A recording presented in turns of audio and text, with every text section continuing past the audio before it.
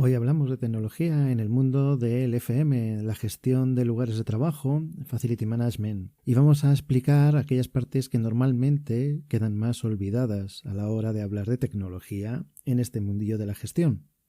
Vamos a ello. Bienvenido, bienvenida a un nuevo episodio de este podcast entre lápices y pantallas, en el cual hablamos de todo aquello relativo a gestión y diseño de lugares de trabajo, así como de modos de trabajar. Yo soy Eduardo Arazola. A estas alturas ya nos conocemos y este episodio vuelve a estar patrocinado por EASAEDRO. Ya sabes que puedes entrar en easaedro.com. Y como te estaba diciendo, hoy vamos a hablar de tecnología en el mundo del FM.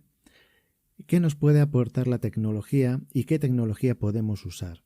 ¿Cuál debemos usar y cuál no debemos usar?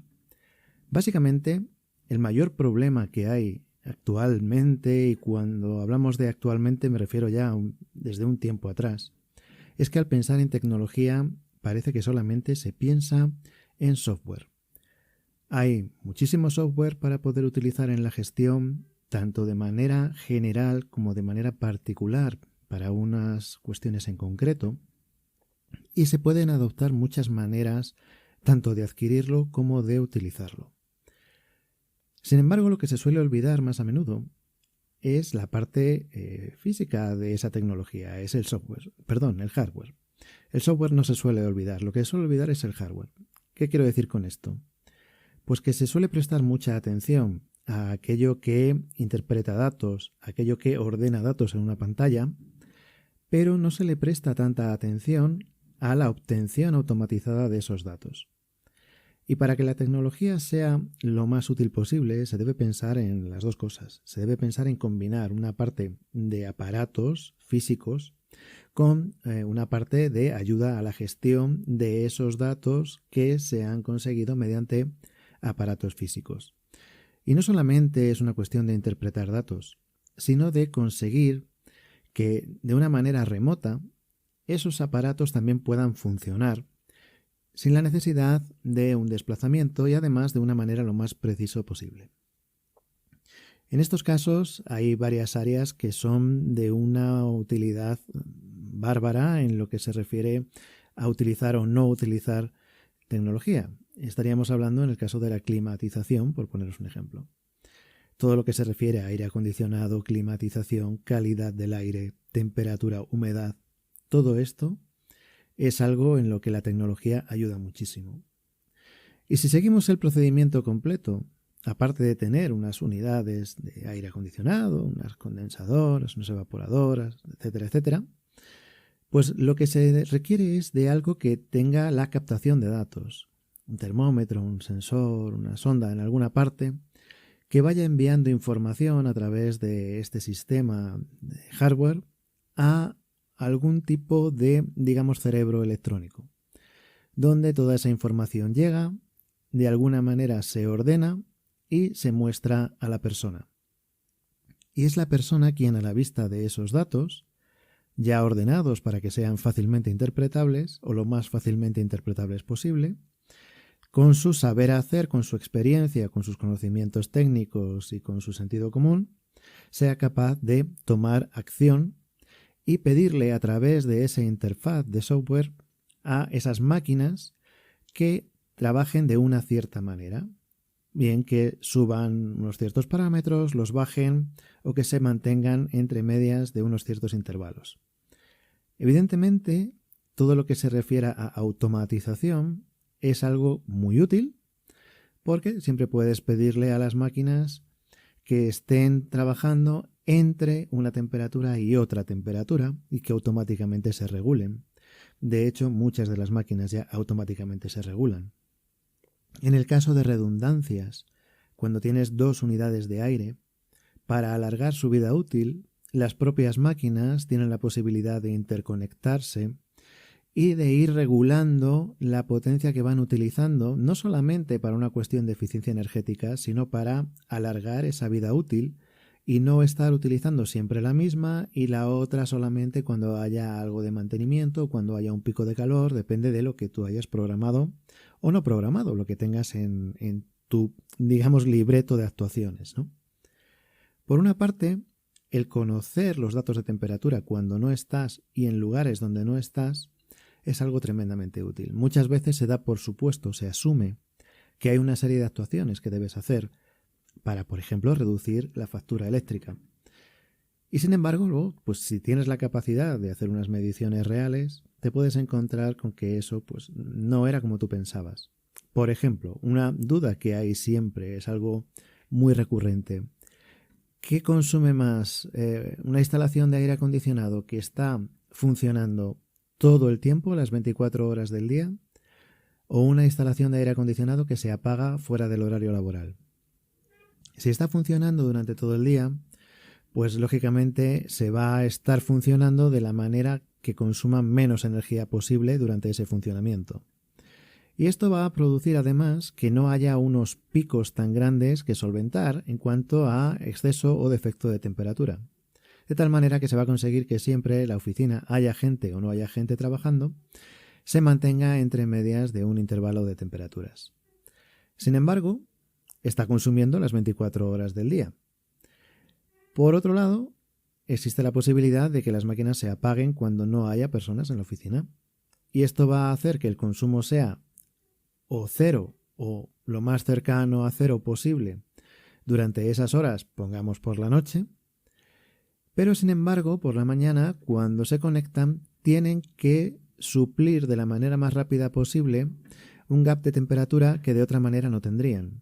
Imagínate, si tú tienes que mantener la oficina, pongamos el caso, entre 18 y 20 grados de temperatura, si están las máquinas siempre funcionando, se va a mantener así de día y de noche y se va a estabilizar ese consumo de máquinas. Sin embargo, si lo apagas por la noche y si estás en invierno, cuando llegas por la mañana, pues te vas a encontrar que la oficina se ha quedado a lo mejor a 12 o 13 grados y las máquinas van a tener que funcionar a mucha potencia durante un periodo de tiempo para llegar a esos 18 grados que tienes establecidos como base mínima. Me estoy inventando las temperaturas, no le hagas mucho caso. Sin embargo, durante toda la noche el consumo ha sido cero. ¿Ese pico de consumo es compensable con lo que no se ha consumido durante las horas nocturnas? ¿O interesa más que las máquinas estén constantemente funcionando al mínimo régimen posible o incluso encendiéndose y apagándose, manteniendo una temperatura estable tanto de día como de noche dentro de la oficina?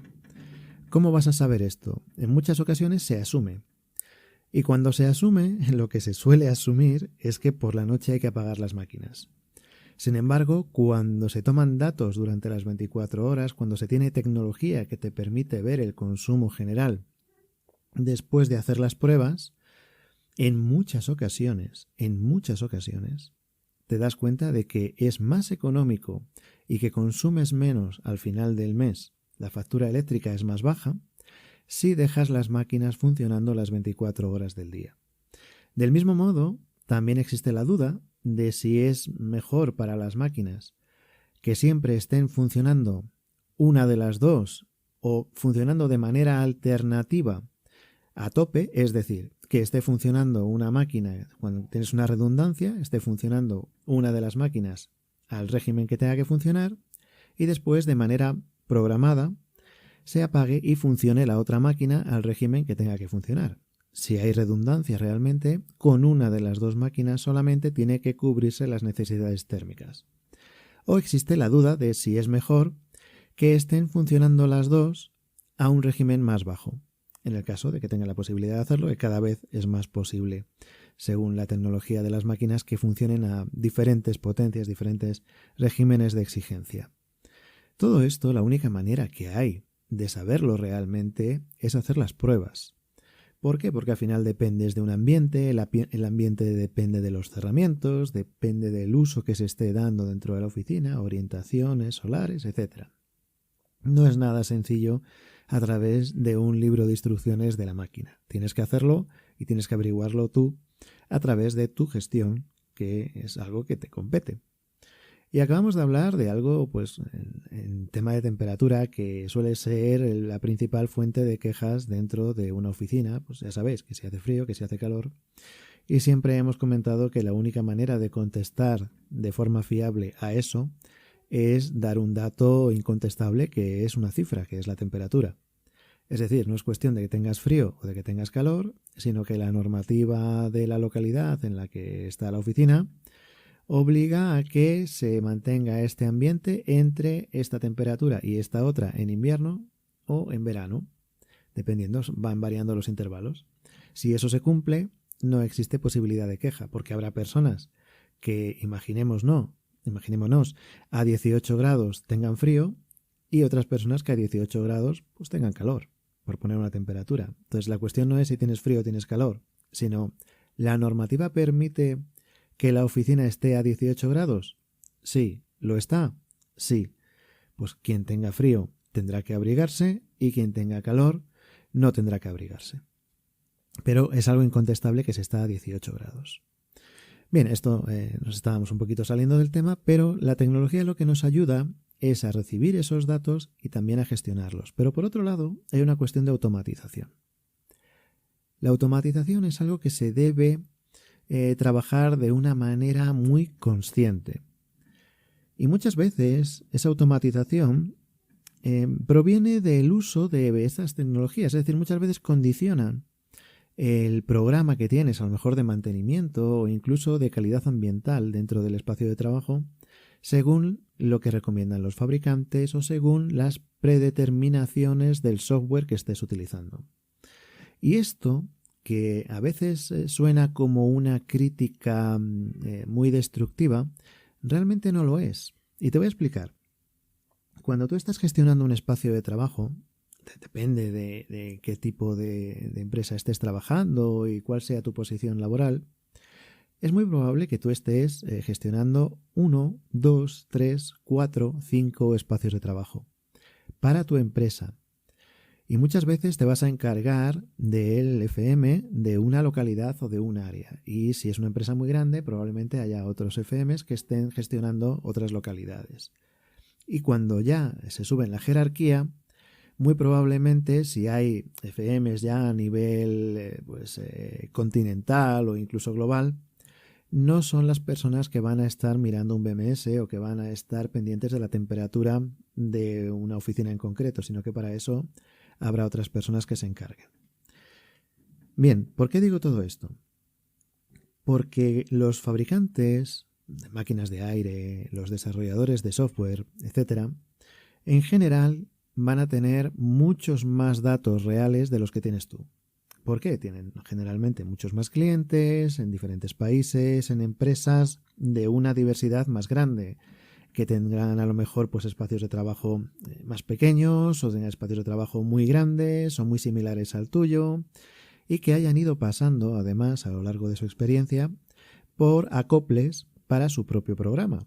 Es decir, es muy habitual que un programa de software cuando sale al mercado vaya requiriendo de modificaciones en función de las experiencias que vayan teniendo y de las peticiones que le vayan haciendo sus clientes. Todo eso, los desarrolladores de ese software lo van incorporando y van automatizando y predeterminando aquellas cuestiones que van siendo sus preguntas más frecuentes. Y si son las preguntas más frecuentes, tú probablemente puedas aprender de eso. Es decir, si tú abres ese programa informático, abres ese software y te encuentras con unos parámetros por defecto, tienes que preguntarte por qué están esos parámetros por defecto y no están otros. Puede ser simplemente por una cuestión de facilidad, porque a partir de ahí sea más sencilla la personalización. A veces lo que se hace es poner unos parámetros por defecto que son disparatados, para de esa manera darte a entender de una forma clara que tienes que personalizar esos parámetros y que no los puedes utilizar según salen de la caja, pero otras veces provienen de que es lo que más se ha pedido y ellos ya lo dejan preparado para que cuando tú abras, pues si no lo tocas te vas a encontrar en una situación que pueda servir a un cierto porcentaje de sus clientes, que puede ser tu caso o puede no serlo, pero podrías preguntarte el porqué de esos parámetros. Igualmente, si estás utilizando un programa de software medianamente serio, medianamente grande, que no es lo mismo y no tienen por qué ser coincidentes, ni la mejor opción en ninguno de los dos casos, que sea lo más grande posible o que serio signifique que tenga pues, una gran difusión, pero normalmente tienen soporte. Y el soporte te va a explicar por qué y cómo esa personalización que necesitas, cómo se hace en cuanto a su programa, y en muchas ocasiones te van a explicar por qué esos parámetros por defecto son los que han marcado y no otros. Por esto digo que muchas veces, claro, la parte más difícil de todo esto es el conocimiento y el sentido común. Y el conocimiento tiene que ser técnico y el sentido común tiene que estar inherente a la persona o haberlo desarrollado la persona. Pero muchas veces a la lectura de un programa informático le podemos sacar un rendimiento muy grande, no solamente a libros, no solamente a conferencias, sino interpretar por qué ese software está haciendo las cosas como las está haciendo. Siempre pensamos que la forma más profesional de trabajar es definir el software nosotros, definir lo que nosotros queremos de ese software y pasárselo a la empresa para que lo desarrolle o lo personalice. Sin embargo, no está de más, para tomar esas decisiones, ver lo que esa empresa propone, porque esa propuesta, como digo, proviene de una experiencia real que está pasando en otros sitios. Y cabe preguntarse si otras empresas están teniendo una serie de necesidades a través de ese software de gestión, si tan especial eres como para ser la única situación en la que a ti eso no te afecta, que puede ocurrir, o si a lo mejor te pareces más de lo que pensabas a otro tipo de situaciones. Por lo tanto, tenemos por una parte captación de datos, ordenación de datos. La captación de datos y la activación de las máquinas se tiene que producir por hardware, y luego esa ordenación de datos, esa interpretación y esa gestión se tiene que realizar a través de un software. Solamente una de las dos cuestiones no acaba de funcionar. Por terminar, vamos a hablar un poquito de que hablar de software no es hablar estrictamente de un ordenador. Muchas veces la gestión se facilita muchísimo cuando se descentraliza y se pasa a, por ejemplo, teléfonos móviles. Estoy pensando en los casos que hemos hablado aquí.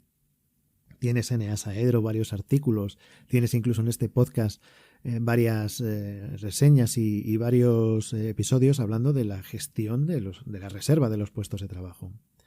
Cuando se tienen menos puestos de trabajo físicos en una oficina que empleados, la mejor manera de gestionar eso para evitar aglomeraciones en momentos puntuales es que se disponga de un sistema de booking, de reservas, tanto de salas como de plazas de garaje, como de los propios puestos de trabajo.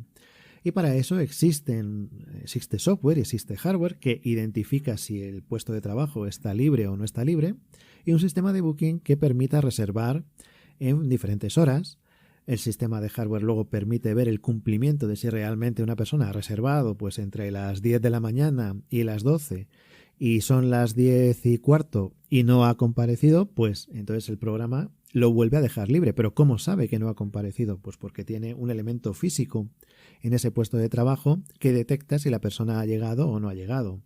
De diferentes grados de profundidad ese conocimiento, pero si no, puede ocurrir que todo ese sistema de software no funciona. ¿Pero cómo funciona? Pues a través de los teléfonos móviles. Tiene que ser que las personas, antes de ir a la oficina, sepan si va a haber puestos libres y los tengan reservados o no, o sea, tengan la posibilidad de reservarlos en las horas que necesitan. Y lo mismo digo con salas de reuniones, etcétera. No se trata de hacerlo cuando llegues a la oficina. No se trata de hacerlo de que haya una gestión pues eso, centralizada, sino que a veces descentralizarla es la única manera de que eso funcione. Y luego está la parte de toma de decisiones a modo pues de una inteligencia artificial. Incluso me da miedo utilizar ese término, porque al final una inteligencia artificial es una serie de decisiones predeterminadas basadas en los datos de los que se dispone. Y no es más ni menos que aquello de darle al programa que tengas de gestión una serie de preferencias predeterminadas. De tal manera que podríamos interpretar como una inteligencia artificial el decirle a una máquina de aire que cuando el termómetro marque más de 21 grados y eso sea recibido por ese termómetro, esa sonda, sea enviado a ese programa de software y se vea que en ese momento hay una temperatura ambiente de más de 21 grados, haya una respuesta automática que sea, por ejemplo, apagar la máquina. Eso es una decisión simple, directa, sencilla, que se puede interpretar como una inteligencia artificial. ¿Por qué? Porque no ha habido una intervención humana en ese momento. La hubo cuando se marcó la preferencia. Pero no la ha habido a la hora de encender o apagar la máquina. Y cuando baje le dices, mira, cuando suba de 21 grados se apaga la máquina y cuando baje de 19 que se vuelva a encender. Por ejemplo, me estoy inventando números. Y todo eso puede funcionar de manera automática, ¿no? Incluso con la propia máquina puede traer incorporado un termostato. Recordemos que un termómetro lee la temperatura, un termostato actúa en función de la temperatura que le diga el termómetro. Un termómetro no actúa, un termostato sí. Bueno, pues igualmente, cualquier aparato que tengas en casa de aire acondicionado o en la oficina, pues tú le marcas una temperatura a la que se apague y así lo va a hacer. Eso es una automatización. Ahora, ponlo más complejo y empieza a meter más parámetros y más parámetros y más parámetros y más tomas de decisiones. Lo que llaman en informática el IFTTT, es aquello de if this, then that, que siempre me lío, que es si esto, entonces eso. Si ocurre esto, entonces actúa así. Si ocurre esto otro, entonces actúa así. Cuando las automatizaciones están bien estudiadas y proceden de la experiencia propia, acaba habiendo una precisión, una velocidad en la toma de decisiones, porque ya están tomadas las decisiones de antemano. Y también una fiabilidad en esa toma de decisiones muy grande. Si volvemos al ejemplo de la máquina de aire, imagínate que tuvieras que estar con un termómetro midiendo manualmente cuándo hay más de 21 grados para ir a esa máquina de aire y apagarla, y estar pendiente de cuando baje el ambiente de 19 grados para volver a ir a la máquina y conectarla. Pues ahora compara eso con decírselo y que automáticamente lo vaya haciendo. Te puedes despreocupar y sabes que lo va a hacer. Si vas complejizando esa toma de decisiones y vas teniendo una red cada vez más grande, podrás ir diciendo que a lo mejor en la fachada norte se actúa de una manera, en la fachada sur se actúe de otra, o que a lo mejor haya una división por plantas o dentro de las salas se actúe de una manera y en zonas abiertas de otra, o en almacenes de otra, o en salas técnicas de otra, y puedes llegar a un nivel de automatización que sea pues más o menos grande y claro, dejarle que tome decisiones en función de los parámetros que tú le has dicho. Claro, ¿qué ocurre? Cuando tú enciendes ese software que trae incorporadas tomas de decisiones predeterminadas, que es al final muchas veces a lo que se llama inteligencia artificial en estos tiempos, pues claro, no, es que el programa lo hace todo por ti y tú le preguntas al programa y él te da las soluciones.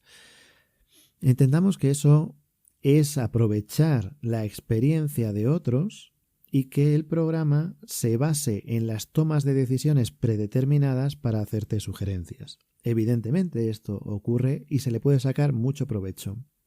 Sin embargo, es necesario, se requiere una personalización muy clara en el caso que tengas.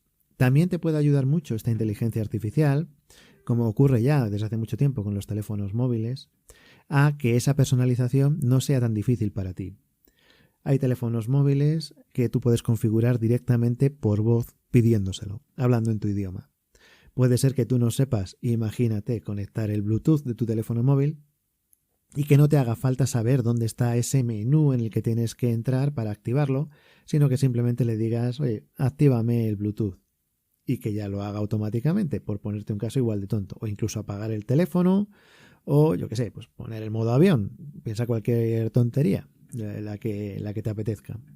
Pues de la misma manera, los programas más complejos, a través de esta inteligencia artificial que lo que te permite es hablar con los sistemas de una manera mucho más natural y sin necesidad de utilizar tanta terminología, digamos, informática, puedas llegar a, entre comillas, conversar con ese software y pedirle consejo acerca de qué es lo que haría, porque te está diciendo qué es lo que el programador o la empresa desarrolladora le ha dado como lo más habitual o lo que consideran óptimo en según qué situaciones, basándose en una experiencia, como te decía antes, muy amplia.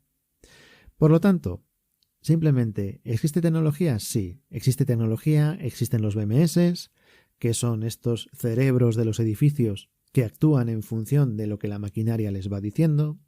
Existen los IWMS o CAFMs, que son los programas que te permiten, mediante ayuda computerizada, ayuda utilizando ordenadores para la gestión del espacio, o para la gestión del FM, de servicios, etcétera.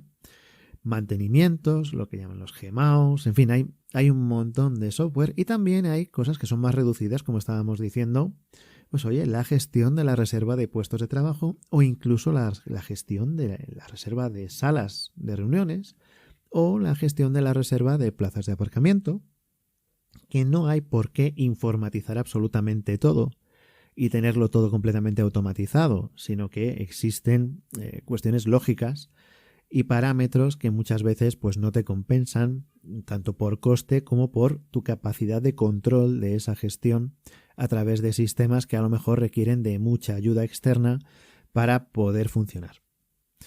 Como siempre, lo más interesante serán vuestros comentarios y en este caso de la tecnología suele haber muchos. Así que como siempre los espero y hablamos en el siguiente episodio.